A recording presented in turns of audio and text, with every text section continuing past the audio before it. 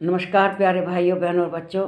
आप लोग अच्छी तरह से जानते हैं कि इस समय श्रीमद् भगवत गीता का अध्ययन कर रहे हैं और इस अध्ययन क्रम में श्रीमद् भगवत गीता के श्लोक वो अध्याय 15 और श्लोक 4 पर आ गए हैं। तो इसमें भी श्री कृष्ण भगवान, जो इसको पुरुषोत्तम योग कहा गया है, इसमें भगवान उसके भक्त के बारे में और भगवान के बारे में बता रहे हैं कि ये संसार क्या है, एक वृक्ष के समान है और जिस माया मोह में आदमी लिपटा रहता है, मनुष्य को माया मोह में न लिपट कर भगवान के ध्यान में रहना चाहिए। तो देखिए, ये जो छठा श्लोक है, नहीं चौथा श्लोक है, तो इस चौथे श्लोक में कहते हैं ततः पदम तत्परिमा अर्गतितव्यं यस्मिन् गता नैर्वन्तन्ति भूय तमेव चाद्यं पुरुषं प्रपद्ये यतः पर्वते प्रसूता पुराणी। कहते हैं उसके पश्चात उस परम पद रूप परमेश्वर की भली भांति खोजना चाहिए, जिस मतलब अपने को वैराग्य में स्थित करके, वैरागी बन के, जिसमें गए हुए पुरुष फिर लौट कर नहीं आते। जो मोक्ष प्राप्त कर लेता है वह तो लौट कर नहीं आता, वह तो फिर इस पृथ्वी के आवागमन के चक्कर से छूट जाता है।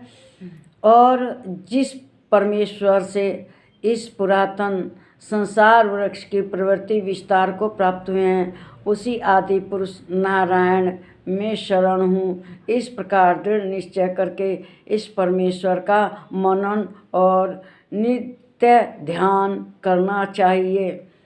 मतलब उनका कहना है कि भगवान की शरण में ही रहना चाहिए, है ना, क्योंकि ये संसार तो माया रूपी वृक्ष है, इसको वैराग्य से आप काट के संसार से मुक्त हो सकते हैं। तो ये कहते हैं कि जो भगवान के शरणागत हो जाता है वह वैराग्य हो जाता है, और जो संसार रूपी माया वृक्ष है इसको काटकर प्रभु तक पहुंचा जा सकता है।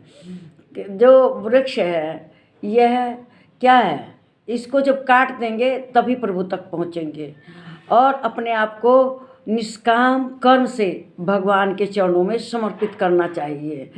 और जो मनुष्य एक बार भक्ति के मार्ग पर चलता है वह कभी फिर वापस नहीं लौटता, क्योंकि उसे ज्ञान हो जाता है भक्ति का।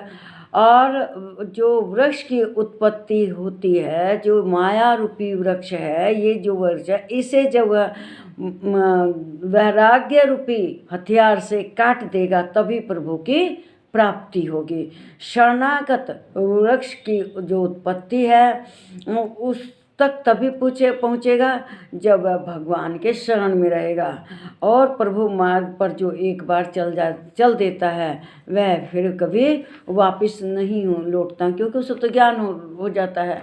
और जो संसार है इसकी माया है, और माया को कैसे काटेगा, जब उसके अंदर वैराग्य होगा, भगवान की भक्ति होगी। भगवान की भक्ति होने से वह दिन रात भगवान में चिंतन करेगा और अपना सब कुछ समर्पित कर देगा, वैराग्य धारण कर लेगा।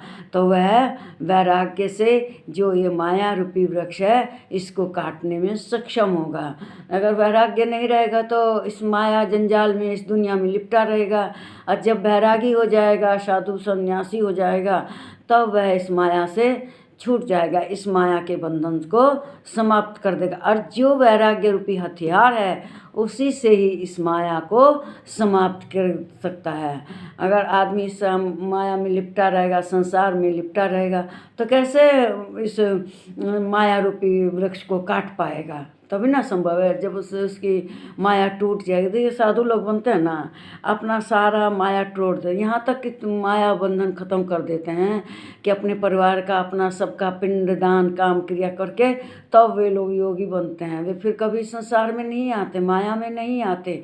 तो इसी तरह से जो वैराग्य को धारण करके और इस माया से बंधन मुक्त हो जाएगा वही भगवान के शरणागत होगा और भगवान को प्राप्त करेगा।